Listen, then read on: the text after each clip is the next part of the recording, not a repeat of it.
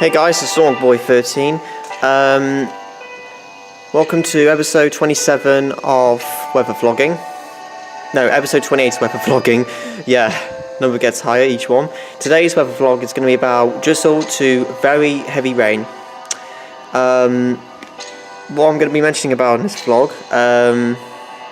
quite a bit to tell you, so roll the intros.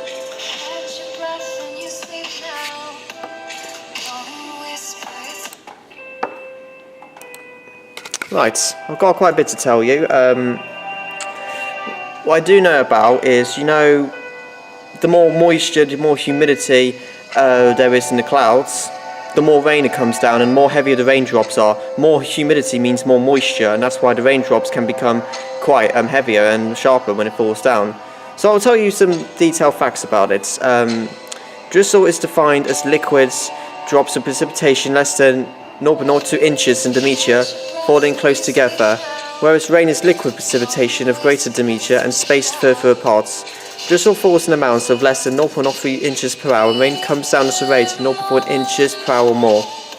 Drizzle comes from thinner stratus clouds that are lower to the ground. Stratus clouds cannot hold heavier rain that drops because air currents are weak. Rain develops inside cumulus clouds and can get up to 1/4 of an inch wide before falling out of the sky. Cumulus clouds are thicker and more stable and contain larger drops. Both rain and drizzle fall to the ground and cover in different intensities, known as light, moderate and heavy. Light drizzle rarely hinders visibility. Heavy drizzle heavy rain drizzle reduces visibility to 1/4 of a mile or less. Light rain falls at 0.10 inches per hour or less. Heavy rain is more than 0.30 inches of precipitation in an hour. Other types of liquid precipitation, such as fog, stay suspended in the air without landing on the ground. Rain falls in the form of showers that can be sporadic or heavy. Concrete terms precipitation include soakers and sprinkles that are describing heavy or light rain.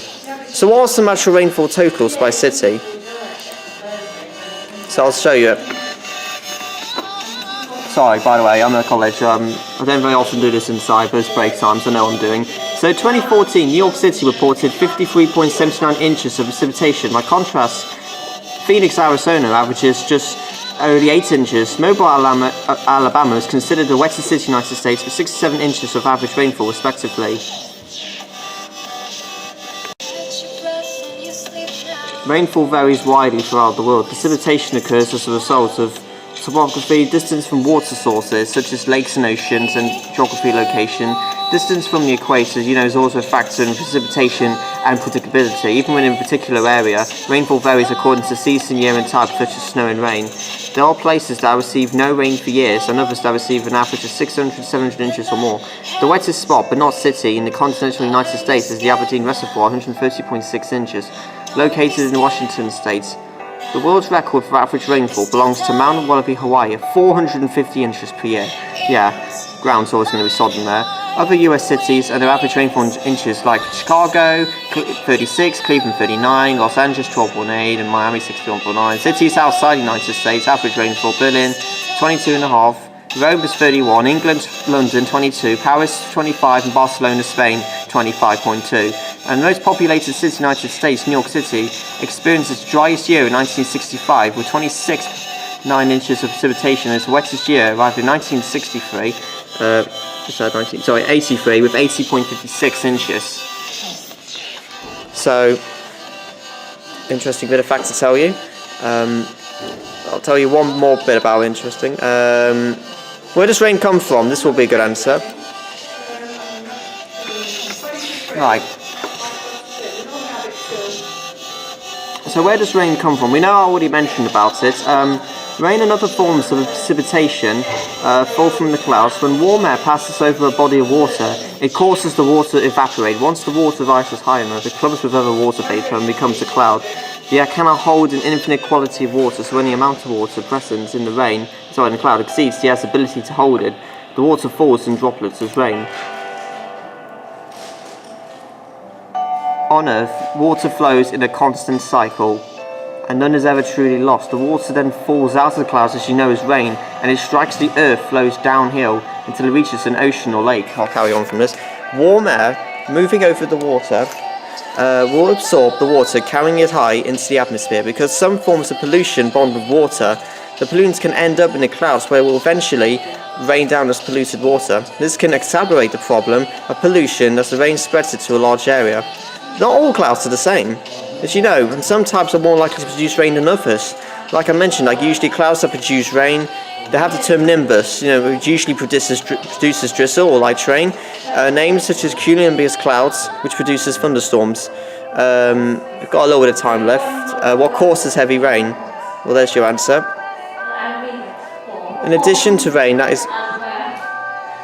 So the full answer is, in addition to rain that's caused by pressure fronts, other atomic specific phenomena causes heavy rain. For example, low pressure zones such as those surrounding tropical depressions, tropical storms or hurricanes often causes large amounts of rain to fall.